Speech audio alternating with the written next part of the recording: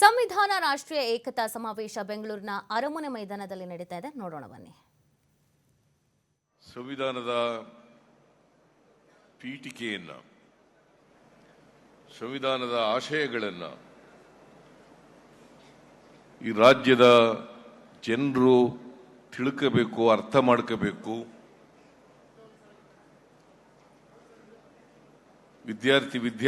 ವಿದ್ಯಾರ್ಥಿನಿಯರು ಈ ಪೀಠಿಕೆಯನ್ನು ತಿಳ್ಕೊಳ್ಬೇಕು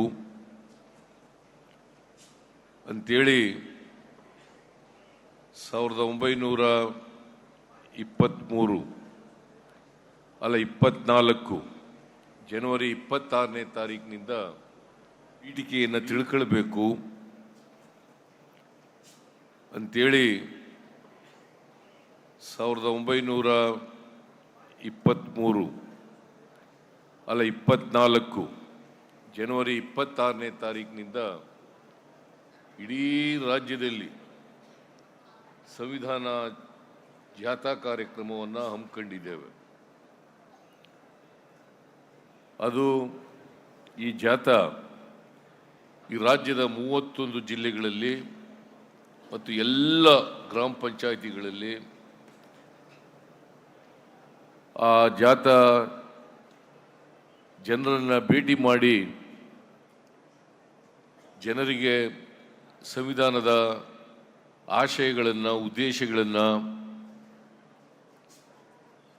ಅದರ ಅಗತ್ಯತೆಯನ್ನು, ಅದರ ಅನಿವಾರ್ಯತೆಯನ್ನು ಜನರಿಗೆ ತಿಳಿಸ್ತಕ್ಕಂಥ ಕೆಲಸವನ್ನು ಮಾಡಿ ನಿನ್ನೆಗೆ 23ನೇ ತಾರೀಕಿಗೆ ಅದು ಕೊನೆಗೊಂಡಿರ್ತದೆ.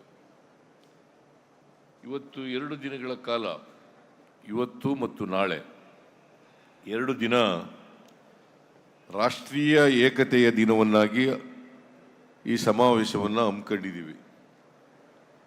ಈ ಸಮಾವೇಶದಲ್ಲಿ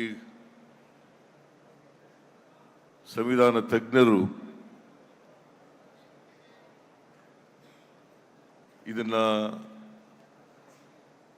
ಈ ಉದ್ಘಾಟನಾ ಕಾರ್ಯಕ್ರಮದಲ್ಲಿ ಭಾಗವಹಿಸಿ ಅನೇಕ ವಿಚಾರಗಳನ್ನು ನಿಮಗೆ ತಿಳಿಸ್ತಕ್ಕಂಥ ಕೆಲಸವನ್ನು ಮಾಡ್ತಾ ಇದ್ದಾರೆ.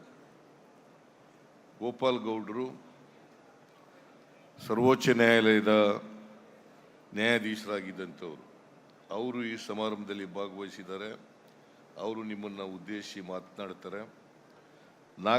ನಾಗಮೋಹನ್ ದಾಸ್ ಅವರು ಕೂಡ ಭಾಗವಹಿಸಿದ್ದಾರೆ. ಅವರು ನಿಮ್ಮನ್ನು ಉದ್ದೇಶಿಸಿ ಮಾತನಾಡ್ತಾರೆ. ಅವರು ಸಂವಿಧಾನದ ಬಗ್ಗೆ ಒಂದು ಕಿರು ಒತ್ತಿಗೆಯನ್ನು ಹೊರತಂದಿದ್ದಾರೆ. ಸಂವಿಧಾನ ಓದಿ ಅಂತಕ್ಕಂಥ ಪುಸ್ತಕವನ್ನು ಹೊರತಂದಿದ್ದಾರೆ. ಬಹುಶಃ ಸಂಕ್ಷಿಪ್ತವಾಗಿ ಸಂವಿಧಾನದ ಸಾರವನ್ನು ಅದರಲ್ಲಿ ಬಟ್ಟಿಳಿಸಿದ್ದಾರೆ ಅಂತೇಳಿ ನಾನು ಭಾವಿಸ್ಕೊಂಡಿದ್ದೇನೆ. ನಾನು ಕೂಡ ಓದಿದ್ದೇನೆ. ಅದು ಬಹುಶಃ ಬಹಳ ಜನ ಇಲ್ಲಿ ಭಾಗವಹಿಸಿರ್ತಕ್ಕಂಥ ಜನರು ಓದಿರಬೇಕು ಅಂತೇಳಿ ನಾನು ಭಾವಿಸ್ಕೊಂಡಿದ್ದೇನೆ. ಸಂವಿಧಾನ ಓದು, ಸಂವಿಧಾನ ಓದು. ಯಾರು ಓದದೇ ಇದ್ರೆ ಇದನ್ನ ಓದಬೇಕು ಅಂತೇಳಿ ನಾನು ತಿಳಿಸ್ಲಿಕ್ಕೆ ಬಯಸ್ತಾ ಇದ್ದೇನೆ. ಯಾಕಂತಂದ್ರೆ ಸಂವಿಧಾನ ನಾವು ತಿಳ್ಕೊಂಡ್ರೆ ನಮಗೆ ಈ ದೇಶಕ್ಕೆ ಇರ್ತಕ್ಕಂಥ ಸಂವಿಧಾನ ಏನು ಹೇಳ್ತದೆ ಅಂತಕ್ಕಂಥದ್ದನ್ನ ತಿಳ್ಕೊಳ್ಳಿಕ್ಕೆ ಸಾಧ್ಯ ಆಗ್ತದೆ. ಬಾಬಾ ಸಾಹೇಬ್ ಅಂಬೇಡ್ಕರ್ ಅವರು ಸಂವಿಧಾನ ರಚನಾ ಸಮಿತಿಯ ಅಧ್ಯಕ್ಷರಾಗಿದ್ದರು.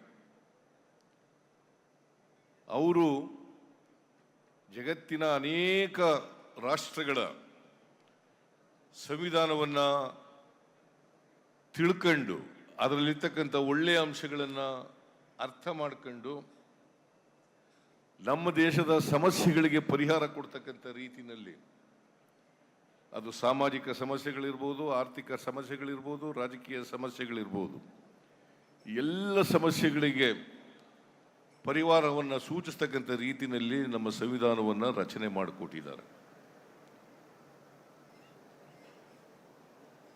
ಈ ಸಂವಿಧಾನ ಅತ್ಯಂತ ಶ್ರೇಷ್ಠವಾದಂಥ ಸಂವಿಧಾನ ಅಂತ ಹೇಳಿದ್ರೆ ಅದು ತಪ್ಪಾಗಲಾರದು ಅಂತಕ್ಕಂಥ ಭಾವನೆಯನ್ನು ಈ ಸಂದರ್ಭದಲ್ಲಿ ಹೇಳಲಿಕ್ಕೆ ಬಯಸ್ತಾ ಇದ್ದೇನೆ.